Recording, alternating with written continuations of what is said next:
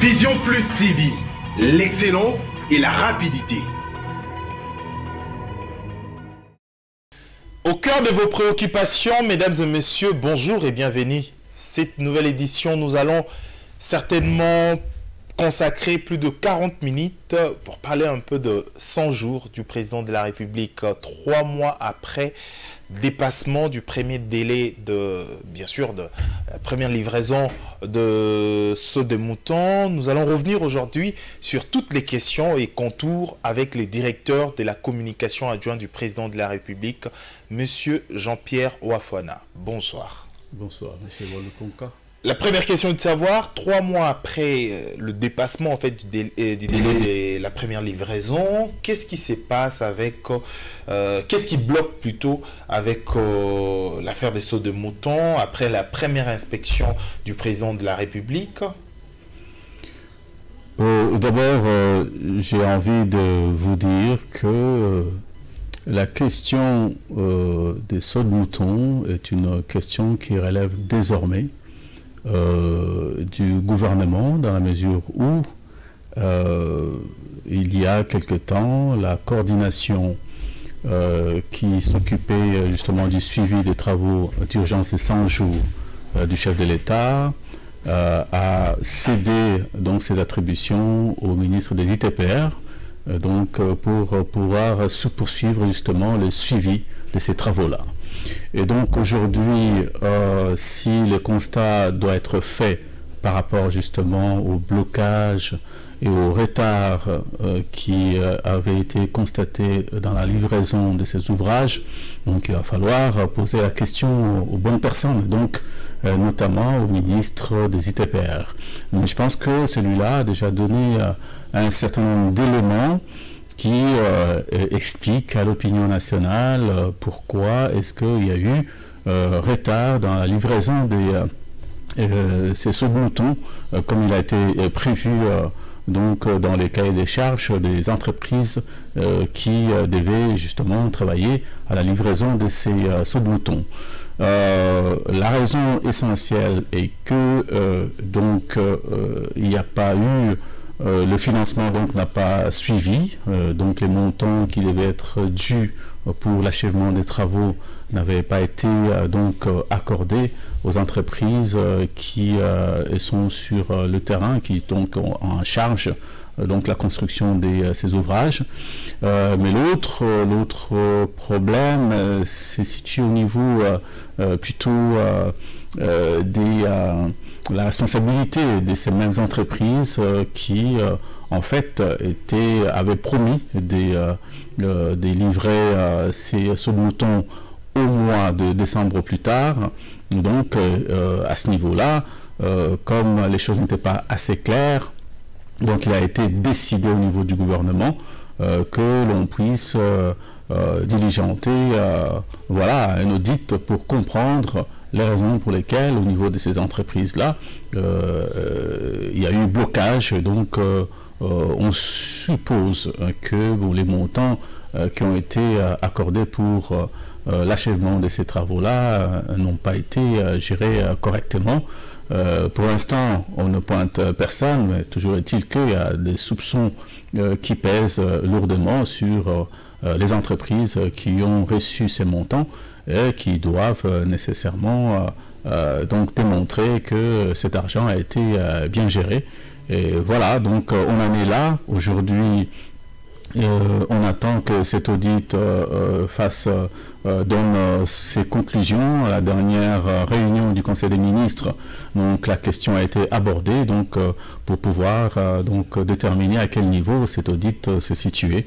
Donc on attend aujourd'hui les conclusions de cet audit-là. Un travail initié par le président de la République à l'occasion ce sont plutôt le premier pas du président de la République, de première réalisation du président de la République. Est-ce que si cette réalisation attendue jusqu'à présent, qui n'arrive toujours pas à satisfaire la population, qui ajoute d'ailleurs un peu plus de malheur en fait dans le quotidien de Congolais, il faut le dire, surtout pour les habitants des Tchango qui payaient à l'époque 500 francs pour relier leur travail à leur domicile, aujourd'hui qui payent environ environ 2000 francs, tout simplement pour relayer. Est-ce qu'aujourd'hui, c'est aussi vendre négativement l'image du président de la République aujourd'hui, quand la population réclame que ces premiers pas jusqu'à présent sans succès? Oui, et comme je venais de le dire, aujourd'hui, je pense qu'il va falloir établir la responsabilité. Comme j'ai déjà eu à le dire à d'autres occasions, aujourd'hui, on ne devrait pas regarder du côté de la présidence pour pouvoir avoir des réponses par rapport aux angoisses. Un travail initié par la présidence de la République, bien entendu, coordonné par le directeur du cabinet du président de la République. Bien entendu, mais cela on ne le refuse pas. Mais à l'époque, il n'y avait pas de gouvernement, et ce qui fait que c'est au niveau de la présidence que ces travaux avaient été supervisés. Aujourd'hui, il y a un gouvernement, comme je ne cesse de le répéter, donc il va falloir regarder du côté du gouvernement qui fait le suivi. Maintenant, vous avez entendu dire que il y avait eu également un blocage du côté du ministère des Finances. Les choses aussi à son tour, voire clair. Hein. Les choses, il a tout à fait raison. Mais moi, les choses sont en train de se reclasser tranquillement.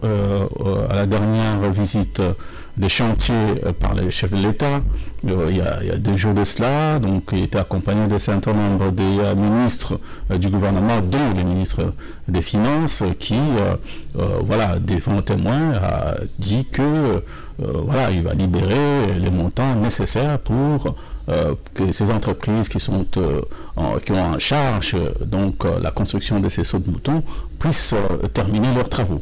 Donc aujourd'hui, on peut estimer que, en dépit du fait qu'on a initié un audit, donc parallèlement, les entreprises en charge vont continuer leur travail, quitte à déterminer plus tard les responsabilités de chacune dans les retards qui a été constaté dans l'exécution des travaux. Il faut dire que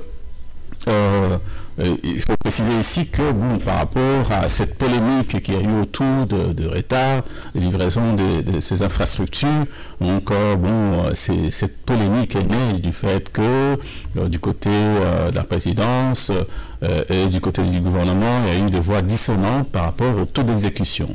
Aujourd'hui, tout le monde se met d'accord pour dire que, environ 40% des travaux ont été exécutés. Maintenant, il reste que le gouvernement fasse sa part, que les entreprises fassent leur part à partir du moment où ils vont recevoir des montants nécessaires pour pouvoir terminer ces travaux-là.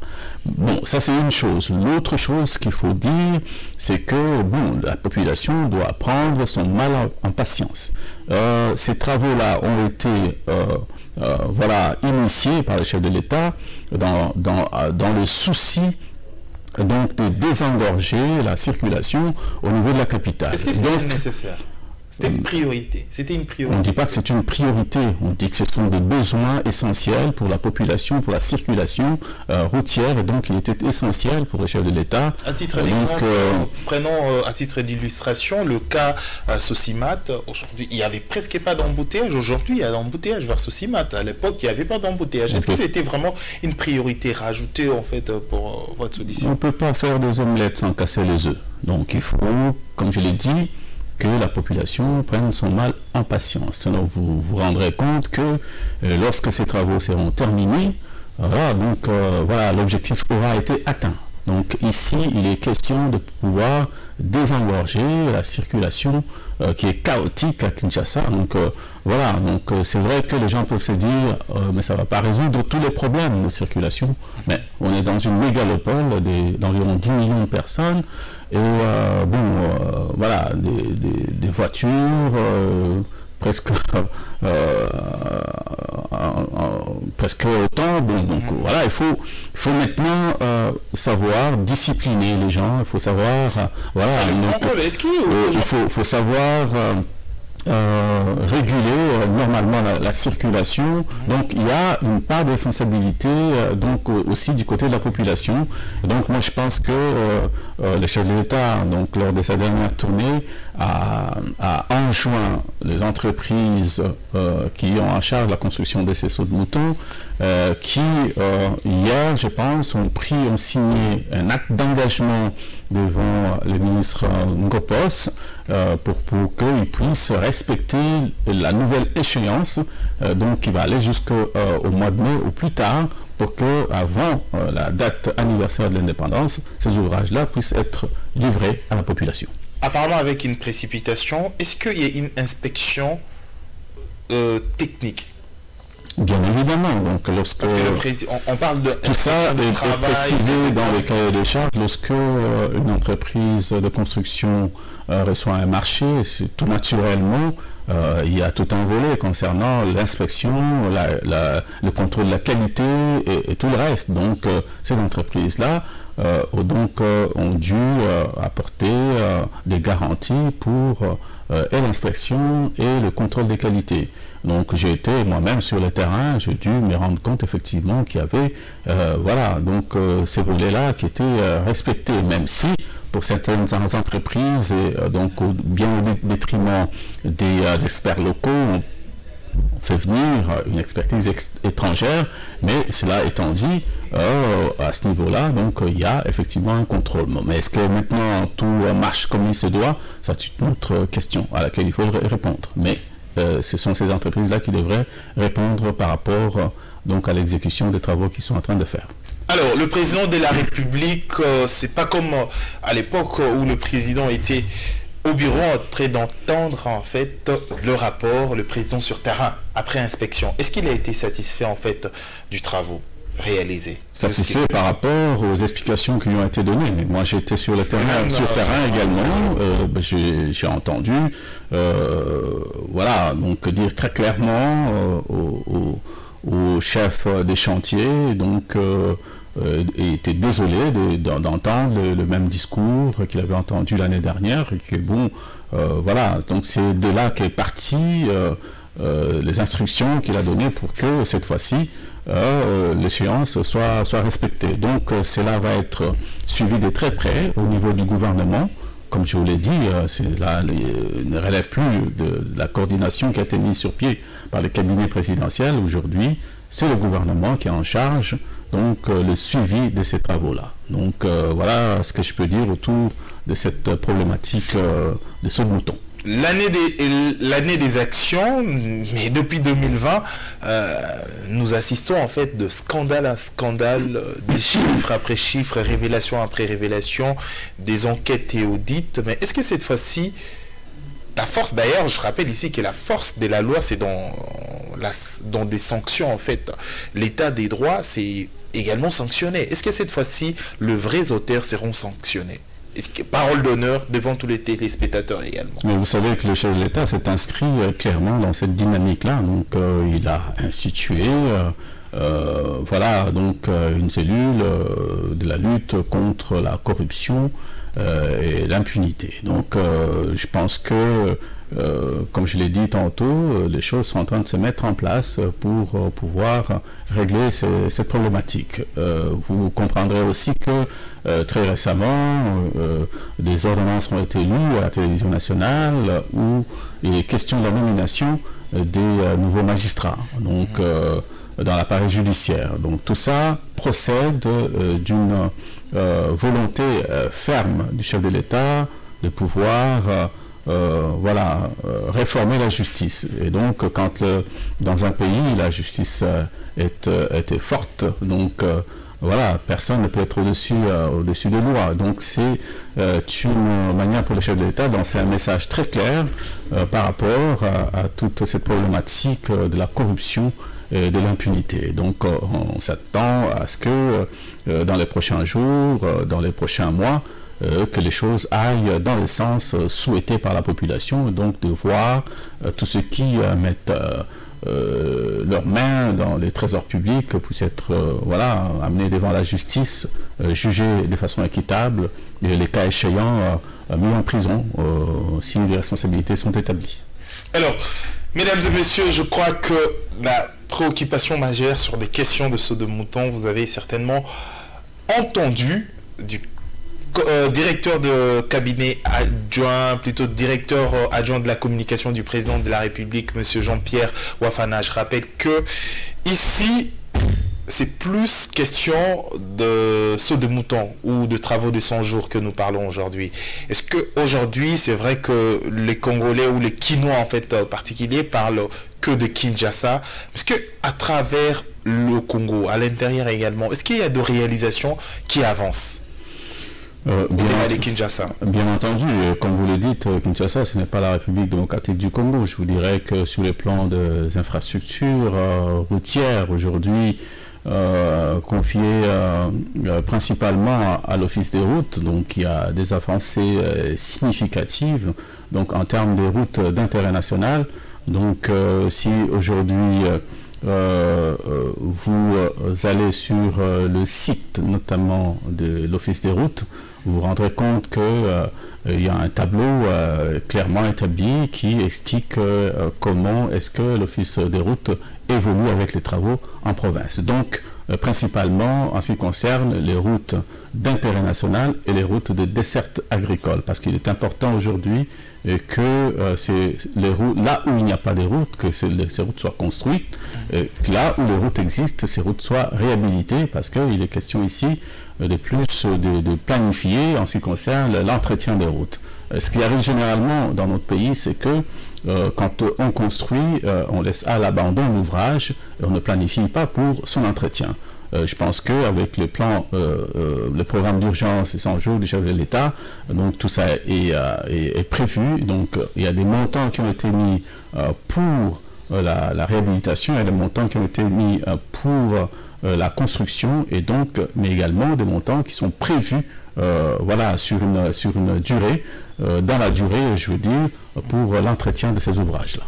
Alors, déjà, j'annonce à travers cette émission, j'annonce déjà aux téléspectateurs et également ceux qui nous suivent sur Internet. Déjà, à partir de la semaine prochaine, nous serons en Mbuji-Mayi. L'équipe de Vision Plus Télévision sera spécialement au Kasaï, le 2 Kasaï, pour, comme d'habitude, après Congo Central, Lubumbashi, nous allons certainement voir comment les travaux se passent là-bas, surtout les travaux de réhabilitation de la route qui relie Mbuji-Mayi à Kalemi, je crois. Nous serons là-bas. Monsieur Jean-Pierre Ouafana, aujourd'hui, si personnellement, en tant que directeur de communication du président de la République, si aujourd'hui, personnellement, il faudra faire une introspection en fait sur ce qui a été fait aujourd'hui, ou une évaluation, auto-évaluation, personnellement avec le travaux de 100 jours, est-ce qu'il y a une lueur d'espoir pour le Congolais, pour réformer aujourd'hui, parce que le développement passe toujours par la construction de routes et les restes. Une évaluation aujourd'hui, c'est à combien de pourcents?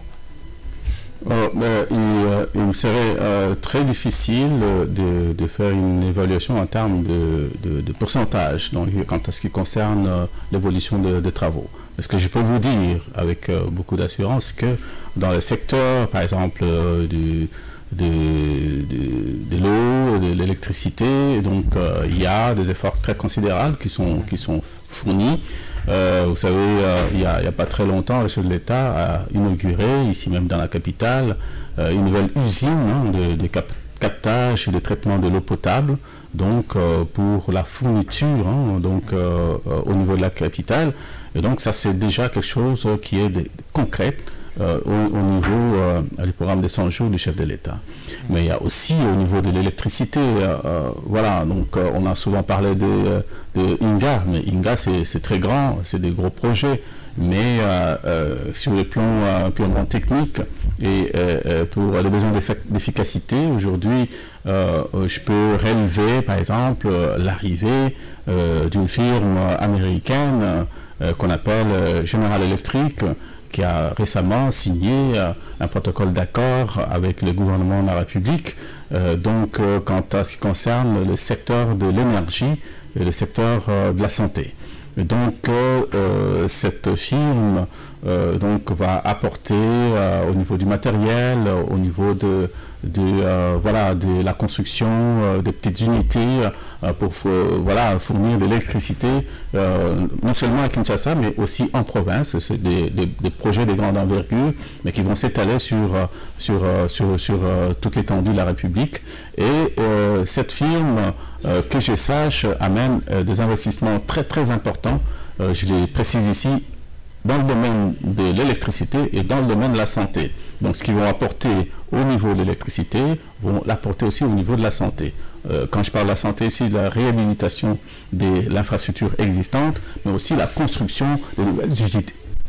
Des nouvelles unités quant à ce qui concerne les hôpitaux, les centres de santé, etc., au niveau à l'échelle nationale.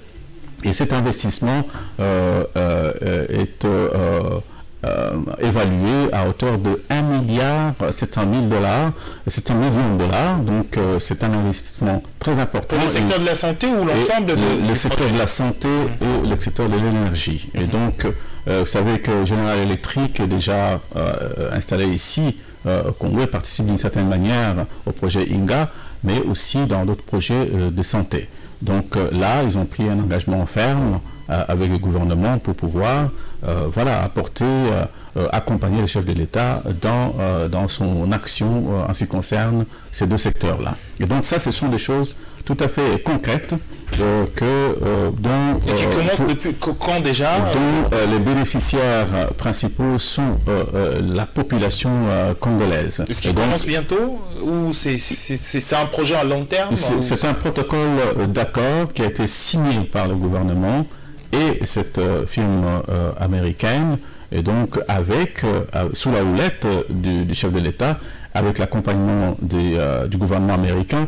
Et donc vous aurez remarqué que très récemment il y a eu la visite du représentant spécial des États-Unis dans la région des Grands Lacs, donc qui était là, et l'ambassadeur américain qui ont assisté à cette cérémonie-là. Et donc ce sont des garanties que ces deux entités ont apporté quant à la réalisation effective de cet accord-là. Donc dans les mois à venir, les choses vont être finalisées quant à ce qui concerne justement ces importants investissements. Une petite parenthèse. Donc là, je le disais, ça c'est dans le domaine de l'électricité, mais dans le domaine de la santé, mais aussi d'autres choses, puisque vous parlez du bilan. C'est une sorte de bilan que vous me demandez à faire. Donc là, il y a dans le domaine... L'évaluation, parce que la population, pour beaucoup de personnes également, ils pensent que le président fait que de voyages, le président fait que de promesses. Qu'est-ce qui est fait, qu'est-ce qui est en train d'être fait? Non, mais écoutez, je pense qu'il y a une chose que les gens devraient savoir. Le chef de l'État a une vision. Cette vision devrait être matérialisée à travers le programme du gouvernement qui a été voté au Parlement. Vous l'avez tous suivi, n'est-ce pas? Et donc, la matérialisation de la vision du chef de l'État, c'est à travers ces programmes-là qui va être exécuté par le gouvernement. Évidemment, il faut faire la part des choses. Il y a des choses qui vont être concrétisées à court terme. Là, on parle du plan d'urgence qui a été lancé par le chef de l'État et donc pour lesquels on voit déjà des réalisations concrètes. On vient de parler des sous-boutons. Donc, il y a aussi des choses qui vont se concrétiser à moyen terme. Donc, aujourd'hui, c'est une façon de planter des graines qui vont pouvoir donner des fruits dans quelques mois, dans quelques années. Et je pense qu'il y a comme ça des projets dont les populations ne verront certainement pas les résultats dans 1 an, dans 2 ans, mais dans peut-être 3 ans, ils verront les fruits des graines qui ont été plantées aujourd'hui. C'est pourquoi j'ai dit, donc, il faut que la population prenne son mal en patience et tout en sachant qu'il y a des choses qui vont se faire dont ils vont voir les résultats à court terme, d'autres à moyen terme et d'autres à long terme. Donc c'est comme ça qu'il faut voir les choses par rapport aux actions du chef de l'État. Il l'a dit, cette année, c'est l'année de l'action, et moi j'invite la population à plutôt observer et voir ce qui va être réalisé de manière concrète. Alors, une petite question, c'est une question juste de multiples Congolais également. Plus d'un Congolais se pose cette question. Après multiples voyages du président de la République, des retombées déjà, donc il vient d'être élu premier vice-président de l'Union africaine. Est-ce que ce sont des retombées des multiples voyages du président de la République dans le volet diplomatique? Quels sont plutôt des avantages liés à ces postes du premier vice-président de l'Union africaine? Écoutez, d'abord, vous savez que avant d'être élu premier vice-président du bureau de l'Union africaine, il a été deuxième vice-président du bureau de l'Union africaine. Et à ce titre-là, il a pas mal voyagé dans la sous-région.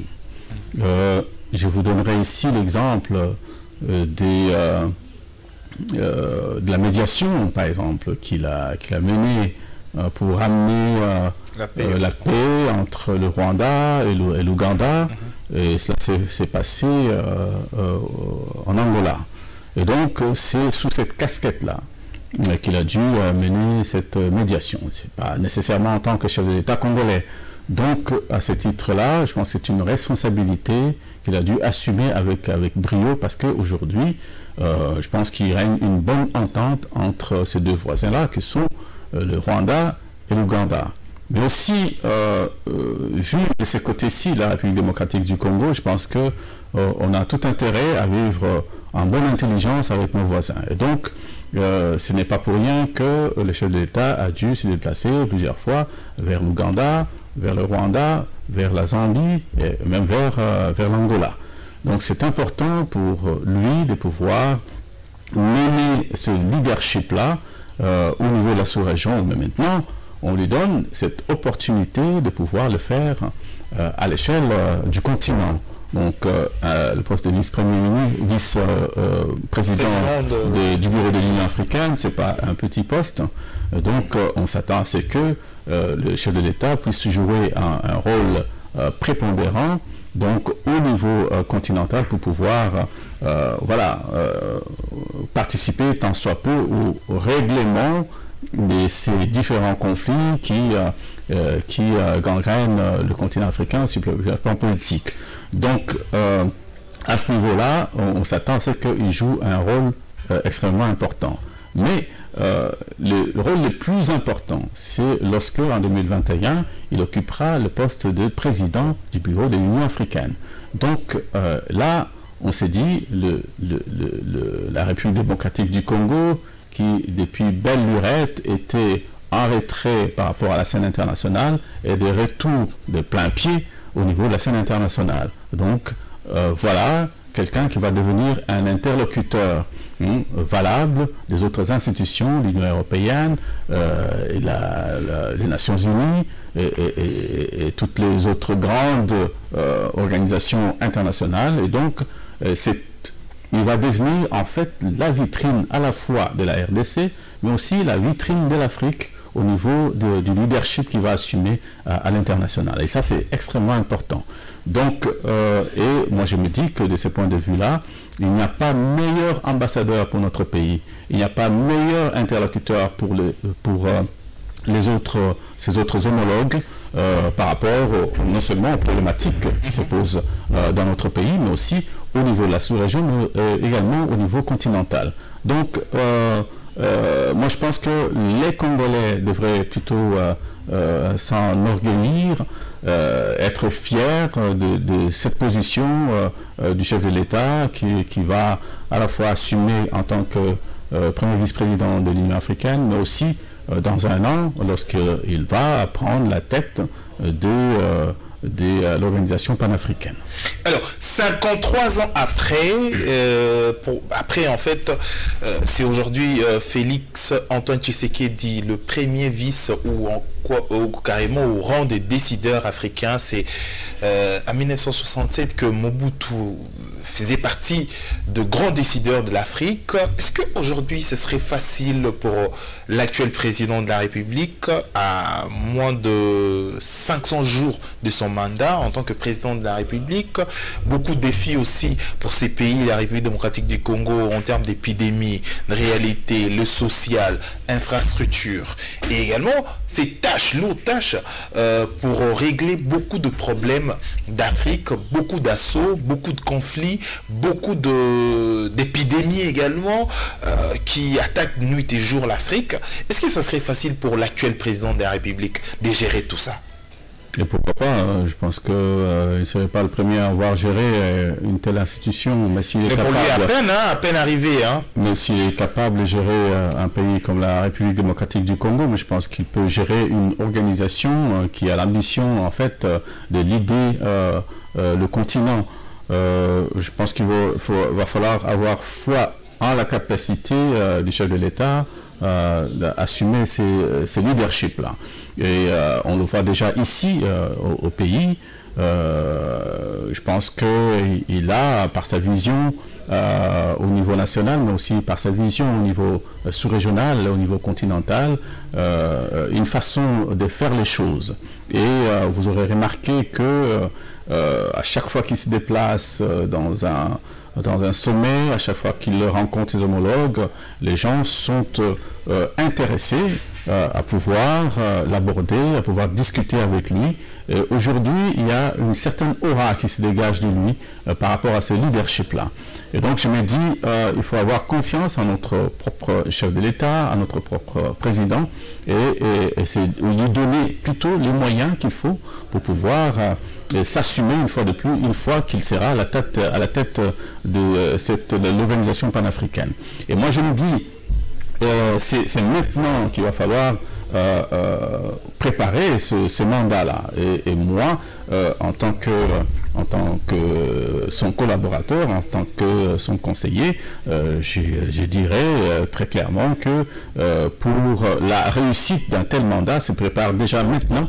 Donc, parce que ce n'est pas au Congo qui manque des têtes, qui manque de l'expertise pour pouvoir l'accompagner dans les mandats qu'il attend au niveau panafricain, donc dans les cadres des fonctions qu'il va assumer en tant que président de l'Union africaine. Bon, on n'en est pas encore là, mais il y a encore une étape. Donc, il va falloir que au cours des prochains mois, jusqu'en 2001, il puisse, n'est-ce pas, accompagner celui qui est là maintenant pour la réussite de la mission que ses pairs lui ont confiée avec celui qui assume présentement la présidence de l'Union africaine. Merci, Monsieur Jean-Pierre Wafouana. Je rappelle que il est le directeur adjoint de la communication du président de la République, Félix Antoine Tshisekedi Tshilombo. En souhait du président de la République, l'actuel président de la République, Félix Tshisekedi Tshilombo, lors de sa campagne électorale, il a souhaité bien sûr installer le QG de FARDC en fait à l'est de la République démocratique du Congo. Et après quelques mois de son élection, il a dit ouvertement, il est capable, il est prêt à tout sacrifier en fait pour installer et imposer la paix à l'est de la République démocratique du Congo. Aujourd'hui, une année après, après en fait réaliser le souhait d'installer le QG à l'est de la République démocratique du Congo, mais on nous parle toujours des tueries. Bien que le nombre paraît un peu plus faible qu'hier. Aujourd'hui, est-ce qu'il y a évolution de ce que FARDC fait sur terrain à l'est de la République démocratique du Congo? Je vous suggérerais d'écouter régulièrement les comptes rendus, hein, les rapports que fournissent les porte-parole des FARDC, donc, qui sont sur le théâtre des opérations. Comme vous le dites, le chef de l'État avait promis qu'il y aurait un état-major avancé dans cette partie assez troublée du pays. Aujourd'hui, c'est chose faite. Hein. Donc vous aurez également remarqué que nos forces armées ont fait un travail exceptionnel, donc en boutant dehors ou donc en reprenant des territoires qui étaient jadis occupés par des forces négatives. Donc aujourd'hui, on ne peut pas reconnaître la force de frappe de nos forces armées dans ce coin-là. Bien entendu avec l'appui technique de la MONUSCO. Mais ce qu'il faut dire aussi, c'est que cela rentre dans le cadre du renforcement de l'autorité de l'État, et ça c'est un cheval de bataille du chef de l'État, de la cohésion nationale et de l'unité nationale également. Donc moi j'ai eu l'occasion d'être sur le terrain avec le chef de l'État lorsque notamment il avait déclaré qu'il fera tout son possible pour que la paix revienne dans les régions troublées de l'est du pays, notamment dans l'Ituri et à Béni, dans la région de Béni, au Nord Kivu.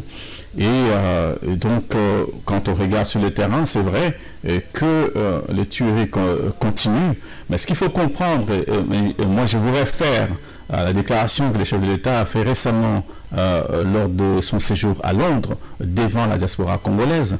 Il a dit que voilà, c'est devenu, cette affaire de la crise de l'Est du pays est devenue une sorte de business. Voilà, c'est un réseau mafieux qui entretient ce désordre-là et plus souvent qu'autrement l'attribue aux ADF Nalu venus de l'Ouganda. Il n'en demeure pas moins que ces ADF existent toujours, mais je pense qu'il faut donner raison au chef de l'État lorsque il affirme, sans rire, que voilà, c'est devenu une affaire de gros sous, donc des individus, des compatriotes qui, sous prétexte voilà,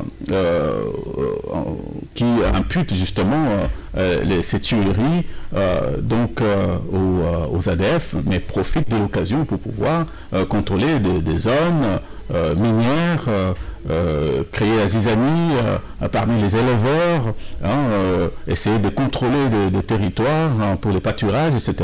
Donc, il était important que l'opinion sache qu'il ne s'agit pas seulement des forces négatives, mais évidemment il s'agit des forces négatives, mais plus contrôlées par certains nationaux, certains compatriotes. Et les forces de forces armées sont déterminées sur instigation du chef de l'État à pouvoir déloger, à pouvoir mettre hors d'état de nuire toutes ces personnes qui continuent de s'aimer la mort et la désolation parmi nos compatriotes de l'Est du pays.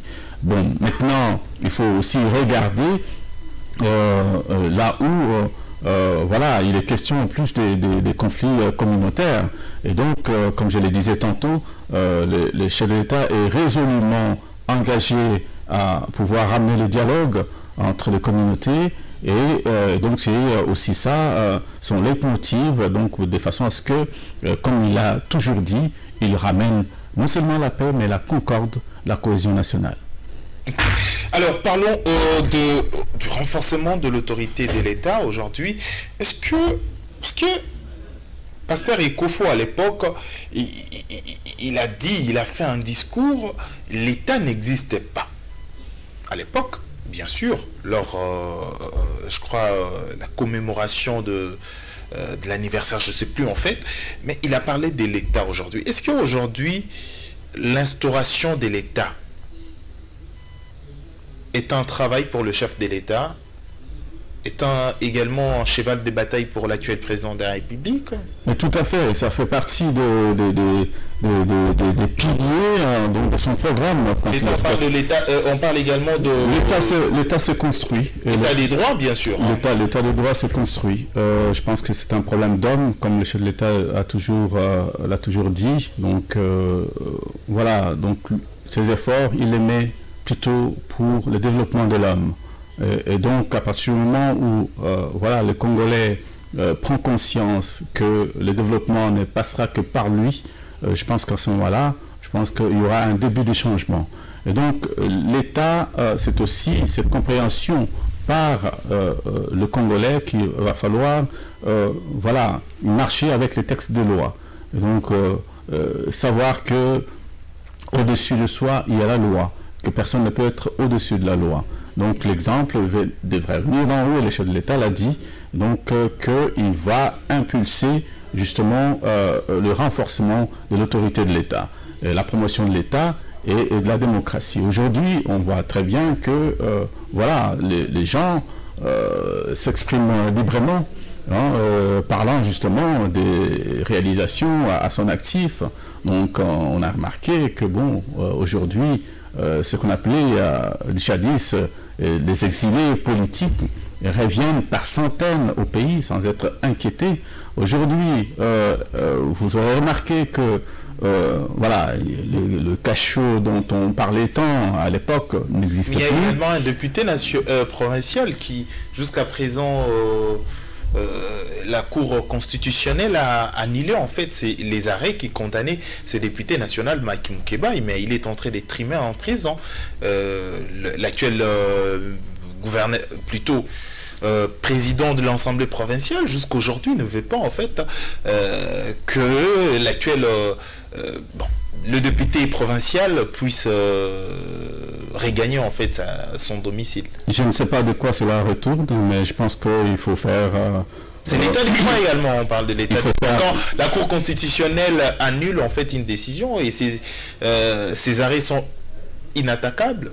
Eh ben, je suis tout à fait d'accord avec vous, mais maintenant il faut regarder les questions de procédure pour comprendre et essayer de savoir de quoi cela retourne. Je pense sous réserve bien sûr des déclarations de députés en prison. Voilà, donc il faut vérifier. Moi je pense qu'il y a dans cette matière juridique des questions de procédure qu'il va falloir regarder, et donc il faut s'assurer qu'effectivement notre compatriote qui est coupé en prison a raison de dire ce qu'il a à dire. La nouvelle configuration inspire confiance. L'appareil judiciaire de hauts magistrats nouvellement nommés. On ne peut pas ne pas faire confiance au chef de l'État quand il nomme. Je pense qu'il a dû sous-peser sa décision avant de la rendre publique. Et donc aujourd'hui, les ordonnances sanctionnent des nominations avec des magistrats qui, selon les dires des experts, sont des personnes rompues en la matière. Donc on ne peut pas ne pas faire confiance à ces personnes-là. Et je pense que oui, la population s'attend à ce qu'il y ait justement, il y ait des preuves, il y ait des gestes qui soient posés, qui les rassurent. Et moi, je pense que je suis tout à fait d'accord avec la population.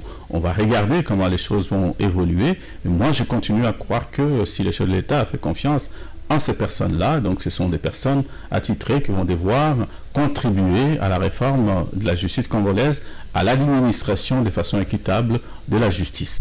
Et donc, voilà, j'en étais donc aux cachots qui sont fermés, mais il faut aussi signaler, et je ne cesserai jamais de le dire, donc il n'y a plus on va dire, des prisonniers politiques dans ce pays, donc les gens s'expriment. Les cachots des ANR, les cachots... Tout ça a été supprimé, donc je pense qu'il y a une avancée significative, et là, il faut sur le plan du droit, sur le plan de la démocratie, sur le plan du renforcement de l'autorité de l'État, je pense qu'il y a des actes, des gestes concrets qui ont été voilà, posés. Et donc, moi, j'ai foi que à l'avenir, on va laisser la justice faire son travail et on va faire confiance justement à ceux qui sont appelés à l'administrer. Merci monsieur Jean-Pierre Wafouana. Je rappelle que vous êtes directeur adjoint de la communication du président de la République. Merci pour votre disponibilité. Mesdames et messieurs, ça n'est fini pour cette édition. On se retrouve trop prochainement pour une prochaine édition. D'ici là, portez-vous bien. Vous nous suivez sur Vision Plus Télévision et également sur Congo Web Télévision. On se retrouve trop prochainement pour une prochaine édition. D'ici là, portez-vous bien. Au revoir.